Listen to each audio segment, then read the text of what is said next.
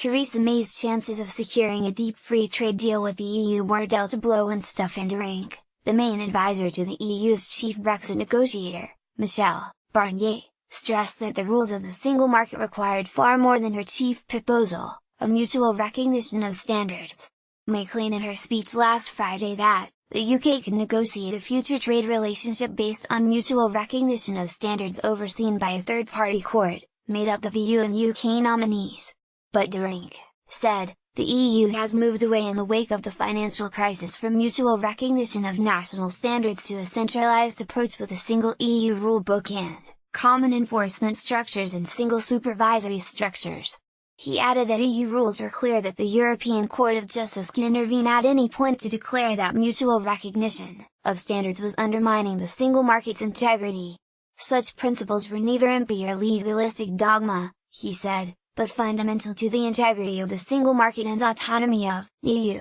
His remarks, at a special LSE lecture in London on Monday night, are probably the fullest from the European Commission since May made her speech and suggest her proposals for a future trading relationship will be dead on arrival, unless EU member states sympathetic to UK interests decide the Commission's interpretation of the single market is too rigid. Theresa insisted this was no sign of division among the EU 27 member states or European institutions, warning the UK that it would be very unwise to break down that unity. He also claimed EU businesses, faced by a choice, are more concerned with maintaining the integrity of the EU's single market than any loss of access to British markets, implying EU businesses in no mood to press the Commission to compromise in the talks. He also warned the UK that there is no appetite to extend the talks on UK's exit beyond the current timetable of March 2019, and if the UK was to seek to rescind its proposals to withdraw from the EU set out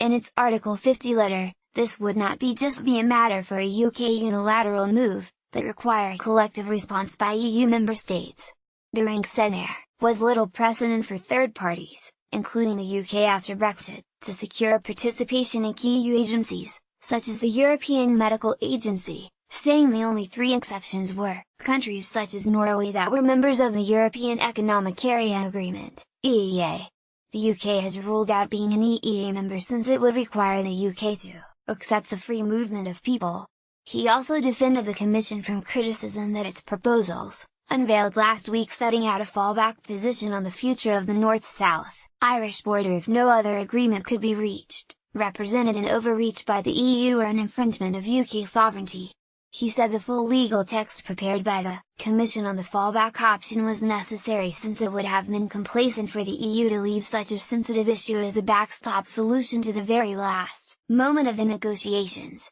He pointed out that there had been a joint EU-UK commitment last December to defend the Good Friday Agreement, adding the EU-27 was heavily invested in the Irish peace process. He added it was a fantasy to suggest that it was the EU that was seeking to impose a north-south border, saying such a border was a legal necessity for the UK, and was a product of the UK decision to leave. He said, who is asking for a border? Brexit is asking for a border. He refused to speculate on how long the transition might last, or if it would extend beyond December 2020, saying the transition could only be agreed once the withdrawal agreement was settled.